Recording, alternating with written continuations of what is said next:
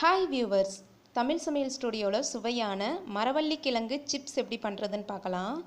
நான் இப்போ சிப்ஸ் பண்ணுறதுக்கு ஒரு முழு கிழங்கு எடுத்திருக்கேன். இதில் மேலே உள்ள தொலியெல்லாம் ஃபஸ்ட்டு நீக்கிடலாம். பாருங்கள், இந்த மாதிரி தொலியெல்லாம் கட் பண்ணிக்கோங்க.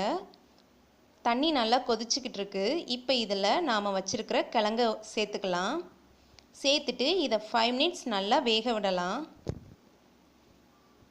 5 மினிட்ஸ்க்கு அப்புறமா பாருங்கள், கிழங்கு நல்லா வெந்திருக்கு. இப்போ இதை தனியாக எடுத்துடலாம். எடுத்துட்டு இந்த கிழங்க இந்த மாதிரி சின்ன சின்ன துண்டாக கட் பண்ணி எடுத்துக்கோங்க.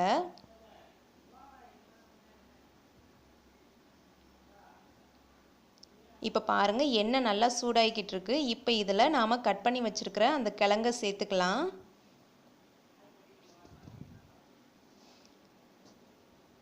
இந்த மாதிரி பொரிச்சு எடுக்கும்போது கிழங்கு நல்லா மொறுமொறுன்னு ஆயிரும். நாம் ஏற்கனவே வேக விட்டு வச்சுருக்கிறனால சீக்கிரமாக வெந்து ரெடி ஆயிரும்.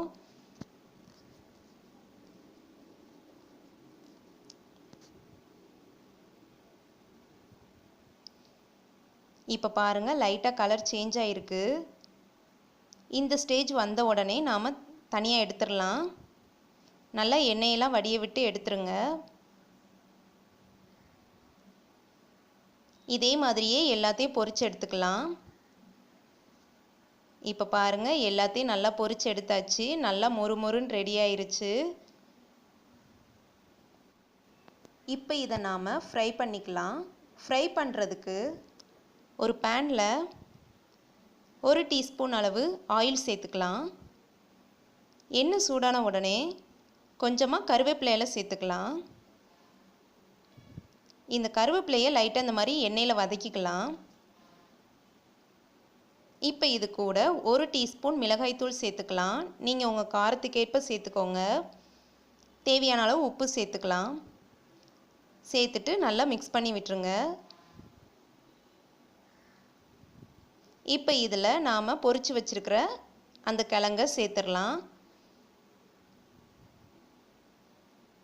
நல்லா மிக்ஸ் பண்ணி விட்டுறலாம். நேரடியாக மிளகாய்த்தூள் சேர்க்காமல் இந்த மாதிரி எண்ணெயில் ஃப்ரை பண்ணி சேர்க்கும்போது அது இன்னும் மொறுமொறுன்னு ஆயிரும். அவ்வளோதான், சுவையான மரவள்ளி கிழங்கு சிப்ஸ் தயாராகிருச்சு. ரொம்பவும் டேஸ்ட்டாக இருக்கும். கண்டிப்பாக நீங்கள் வீட்டில் ட்ரை பண்ணி பாருங்கள். குழந்தைகளுக்கெல்லாம் செஞ்சு கொடுங்க, விரும்பி சாப்பிடுவாங்க. உங்களுக்கு இந்த டிஷ் பிடிச்சிருந்துச்சுன்னா எங்கள் சேனலுக்கு சப்ஸ்கிரைப் பண்ணுங்கள். தேங்க்யூ.